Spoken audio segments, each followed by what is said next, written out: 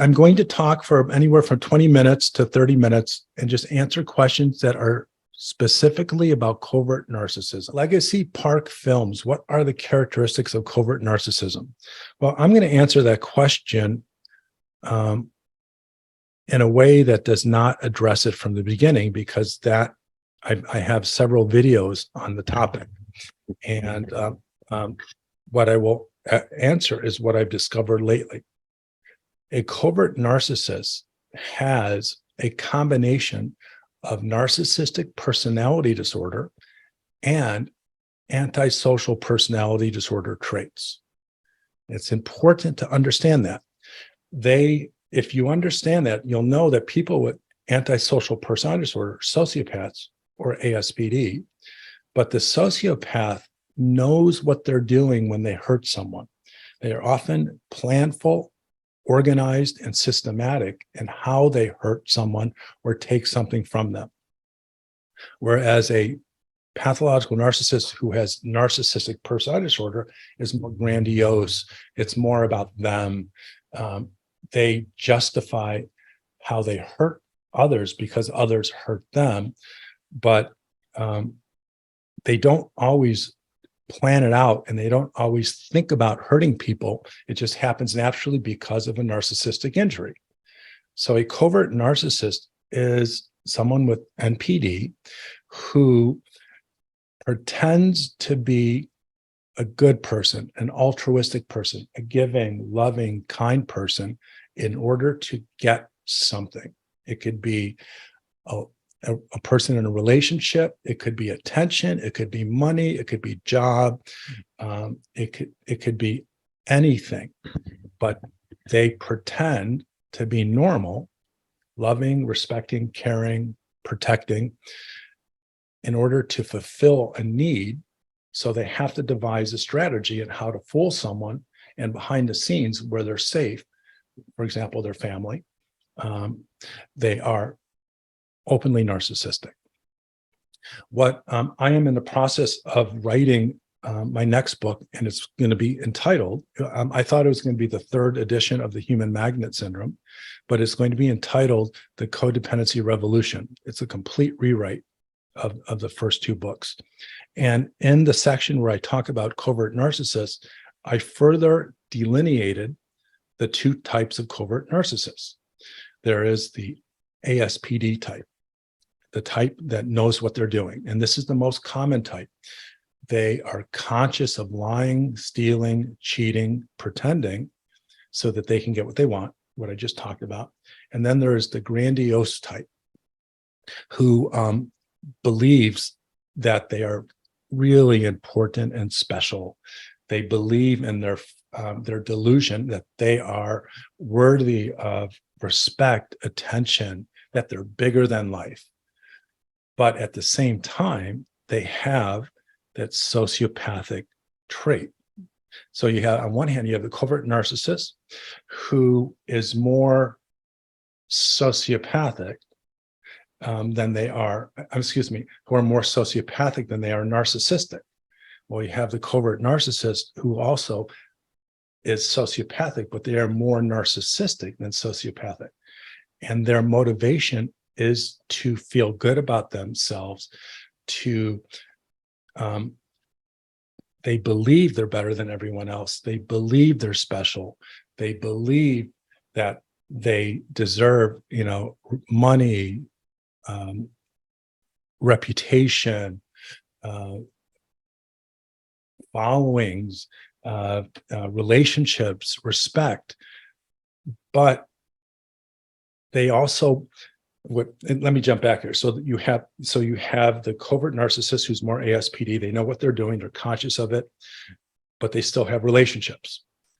Then you have the covert narcissist who's more grandiose, where they actually believe that they're special. They believe that they're worthy, but they also know that the only way to get it is to pretend to be someone that they're not. And both types are liars and cheaters and pretenders. They both have a sociopathic side. One is more sociopathic and they know who they really are, and that is they don't really give a darn about anyone, but they have to pretend. And the other one believes that they are something special but they have to pretend in order to get what they want. And so that's what I want to add to what I understand about covert narcissism. Okay, going back, a lot of questions, and I will do my best to get to some of them, not all of them. End it with a question mark. That would be helpful. Odette asks, does a covert narcissist ever give up punishing, taunting someone who has wronged him in the past? That's a great question. Odette, I had this flash of insight that occurred about 9 years, maybe 8 years ago. And that was, don't take the mask off a covert narcissist and try to expose them. If you do, they will do everything to destroy you, to hurt you, to humiliate you. So if you have outed a covert narcissist, what you've done is you've gotten in the way for them to be successful in life, for them to get money, to get prestige, to have a job, to have relationships. And they will punish you. They will hurt you. They will do everything they can to destroy your credibility, to humiliate you. So I did this video. Don't take the mask off a covert narcissist, just run. And which, I still can't believe how many times it's been viewed. It's been viewed 3.5 million times. That's how important that information is. So to your question, if you out the covert narcissist and you hurt their ability to remain undetected, they will do everything they can to destroy you, and they won't forget it. Lonnie Land asks, please explain the difference of covert narcissists and other narcissists. Okay, there's a lot of distinctions in the internet between the different types of narcissists. I try my best to remain true to the clinical definitions because I'm a psychotherapist, I'm licensed, I've been in the field 37 years. So a person with narcissistic personality disorder, a person with borderline personality disorder, and a person with antisocial personality disorder all share narcissistic core traits. They're very different. And that is why I call them pathological narcissists, BPD, NPD, and ASPD. Covert narcissists are folks who have narcissistic personality disorder and antisocial personality traits or sociopathic traits. And the difference between a covert narcissist and what I would call a garden variety person with narcissistic personality disorder is the person with NPD is going to be more grandiose. They're going to need more attention. They're going to respond without thinking or being aware as much as the person with covert narcissism, what people think. They tend to say things that expose their narcissism and they're unaware of it. That's the grandiosity, the entitlement, showing off, the vanity, the self-centeredness. They are obviously, if you have your narcissist goggles on and you are very experienced at spotting narcissists, which is completely possible once you read my Human Magnet Center book, you can spot them all the time because they act narcissistic. The covert narcissist will pretend to be normal. They're like not an iguana, but a chameleon. They understand what a normal person looks like by the environment in which they live, the environment in which they work, what the expectations are, and they act in a way that people will appreciate them and as a result, give them what they need.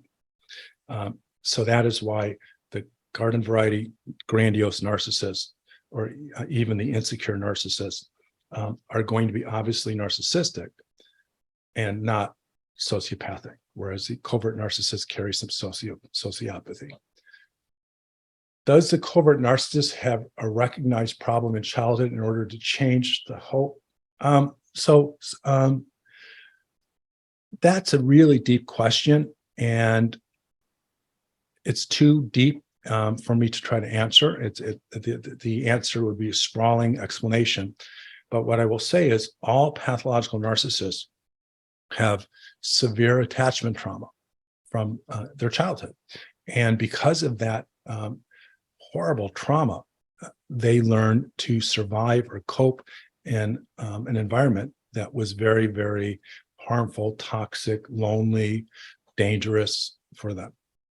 And so because of that, they build what eventually seen as coping mechanisms, defense mechanisms. So they survive in a very horribly abusive, neglectful, and abandoning environment. And they survive by just thinking all about themselves, hating other people, only taking care of themselves, and often at the risk of others. And that becomes their adult personality type. So it is based in child survival. So a person who is a covert narcissist, you can always trace back their childhood. You won't get the information, and more often than not, you'll never know this. But if you could, you would find that they survived the horrible abuse, neglect, abandonment, deprivation by pretending to be someone else and secretly or passive aggressively or covertly hurting others without being caught. Is there a correlation between avoidance and narcissism? Like, avoidance is just a personality trait, and I do not want to pathologize avoidance. You can be a completely healthy person and avoid things. So there's no correlation between the general personality trait of avoidance and narcissism. If you're a covert narcissist, you avoid getting caught. You avoid being seen for who you are. You avoid people understanding that underneath the mask is a much different person. Hold on. Teresa says, she has not read my book. You should, because that book will help you understand the relationship with codependency, or what I call self-love deficit disorder, and pathological narcissism, and why they always come together, and why those relationships resist change.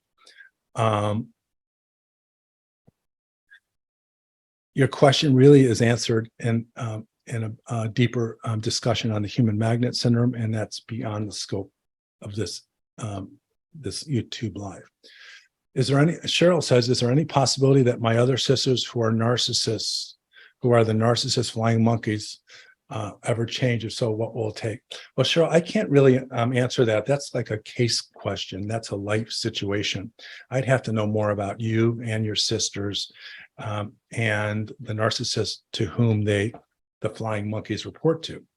But more often than not, the people who the narcissists are able to triangulate or entice to be on their side to hurt the SLD are also dealing with some mental health problem.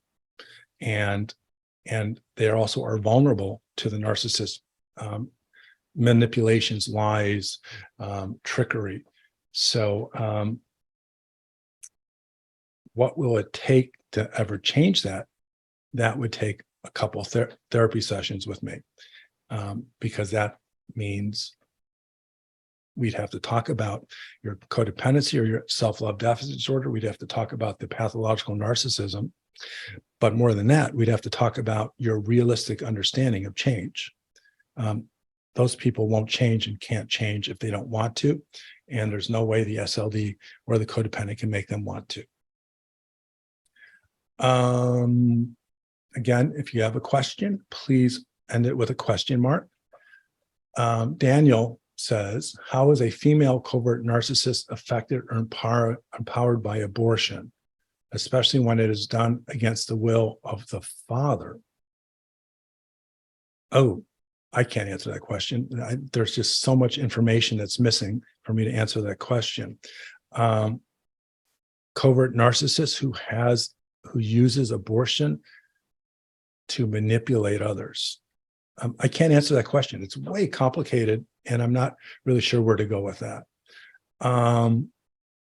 Again, some of these questions require a consultation session, which I'm available. You can just email us at help@selfloverecovery.com. Little Nothing asks that the newest, when will your newest revision of the human magnet syndrome be ready? it's not a revision, it's a complete rewrite of the information that has similar information, but has a great deal of new information, new topics, new subjects. I suspect it will be out for publication by December this year. If you want to be on the, you want to reserve a copy or want to be notified for when it comes out, send us your email address. Just email us at help@selfloverecovery.com, and we will put your email address on our list. And I'm as excited as other people in getting this thing finished. It's going to be my masterpiece. It's taken me almost 3 years to write, whereas the first two took 11 months. Thank you, Odette, for your kind compliment. And everyone who has read my book, The Human Magnet Syndrome. I'm quite proud of it.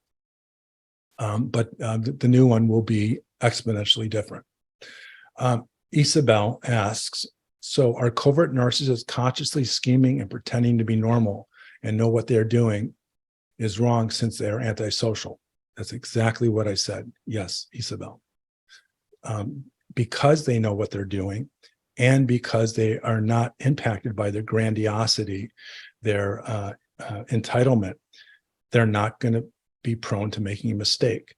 They're going to be able to read situations, make the best decision, because their need for narcissistic attention, narcissistic domination, their grandiosity, their distorted sense of self is not going to sabotage them.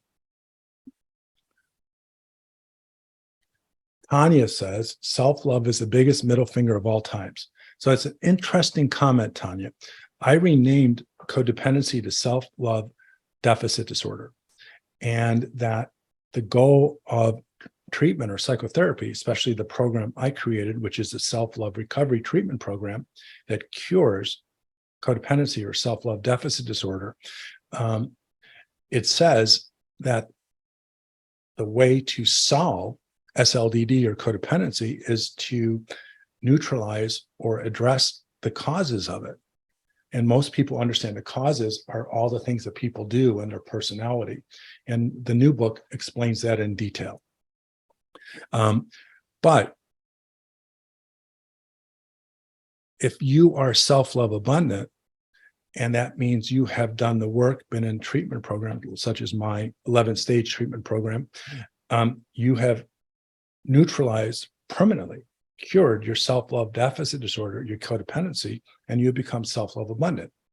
And in your self-love, you naturally know how to take care of yourself, which means you know what to do and how to stay safe from narcissists. You're not sending out these invisible chemistry type messages to narcissists that you're available and you can be used, abused, or manipulated. In fact, you become frightening to them. And that is why, as you go from self-love deficient to self-love abundant, that human magnet, narcissist codependent attraction thing doesn't work anymore. It becomes a repulsion. So yes, self-love is the biggest middle finger to narcissists. But if you know you're self-love abundant and you tell the narcissist you're self-love abundant, it's not going to be the solution. That will just enrage them and make them want to hurt you.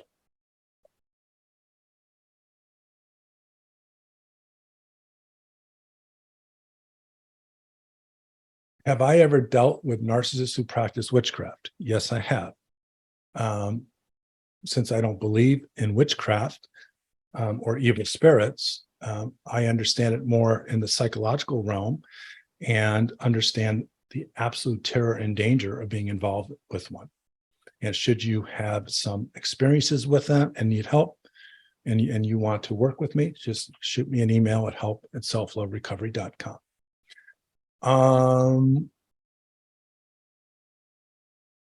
Thank you. A lot of nice compliments. I'm so grateful for you guys and your support. Napalm, how do you put boundaries between family members who are covert narcissists? Is it possible? Well, generally speaking, and listen very carefully, boundaries do not work with narcissists, yet boundaries are important. It sounds like a paradox. If you followed me, you would know exactly what that means. If you read my book and have been seeing my YouTube videos and have purchased some of my educational resources that are available at selfloverecovery.com, you would know that you cannot solve a problem by fighting it. You cannot solve a problem by expecting the impossible to happen. Boundaries are never respected by pathological narcissists unless it has something good, something will result that is positive for them. So if they listen to a boundary when they normally don't, it means that they are going to escape a consequence or try to manipulate you. So boundaries between narcissists generally are ineffective. And should you keep trying, you are fighting a power that's bigger than you. And that's why I use the George Bernard Shaw saying, don't wrestle with pigs, you'll get dirty. And beside, the pig likes it. I use that as an example of why you should not attempt to fight narcissists. Set boundaries, because not only will they not work, but they get power over you by you trying to fight them.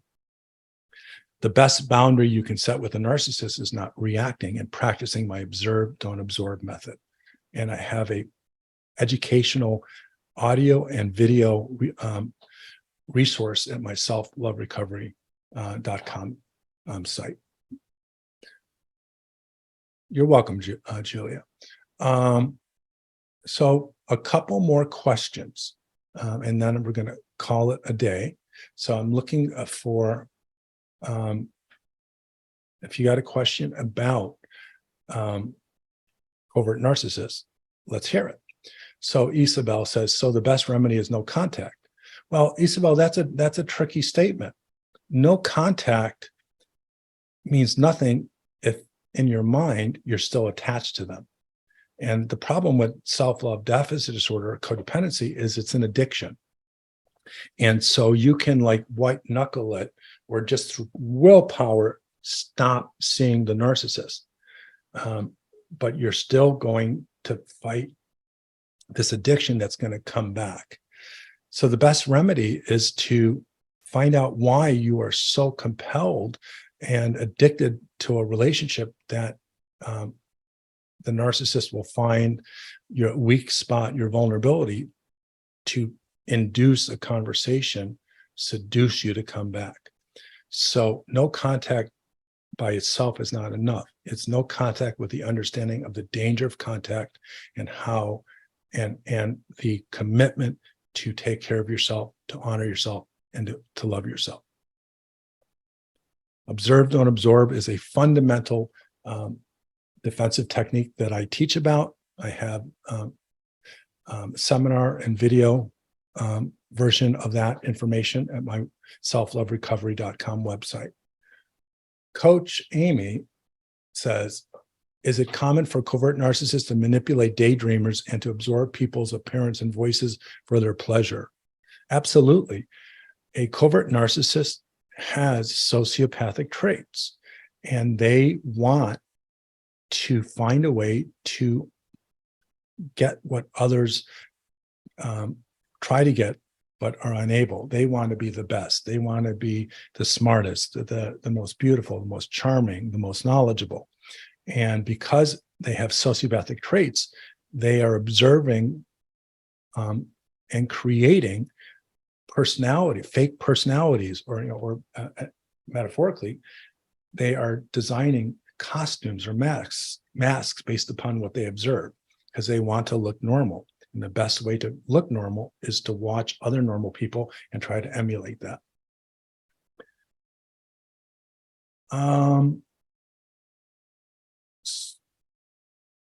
Squirrel or Squirrel says, do you believe in intervention letters for covert narcissists? No. Watch the video. Don't take the mask off a covert narcissist and just run. You'll get a full answer on why I say no.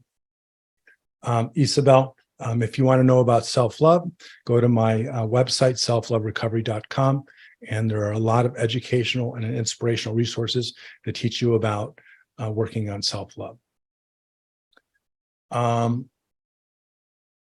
I'm going to take one more question, and I'm going to call it an afternoon. I have a wonderful video that's coming up that I hope that is an interview that I did with Renee Swanson, who has a wonderful Covert Narcissism podcast. And you will get a lot of information through that video, and you will learn about her story and how she turned it around to make herself more powerful, more healthy, and to help other people. I'm going to end on that note here. So hang in there, guys. If you need help and you're not finding any resources for it, is because you are looking at the problem or working with people that don't understand the problem. The problem is not the covert narcissist. The problem is us, the SLDs, self-love deficient, the codependents. We keep falling in love with the same person, as my therapist said, with a different face, or we have a broken picker. And not only do we keep picking the same type of people over and over again, but when we're in the relationships, we find it nearly impossible to leave. That is the secret weapon that the covert narcissists and other narcissists use to weaken us, is our fear of being alone, our pathological loneliness, our core shame, which is why by working in my self-love recovery treatment program, we work on the fundamental problems that are responsible for SLDD, codependency, and so that you can become free from the problem because you no longer are compelled to try to fix a problem that you keep getting yourself into that you don't know how to get out of. If you need more information about me, of course, you got this YouTube channel, or just go to selfloverecovery.com, which is the website of my Self-Love Recovery Institute. You guys are awesome. I appreciate it. And should you need more information, shoot us an email at help@selfloverecovery.com. Should you want psychotherapy or a consultation or expert witness services, same thing. Shoot us an email. You guys be well. And I hope you make some time to watch the video, which will be premiered in 8 minutes. Okay, bye-bye. Take care.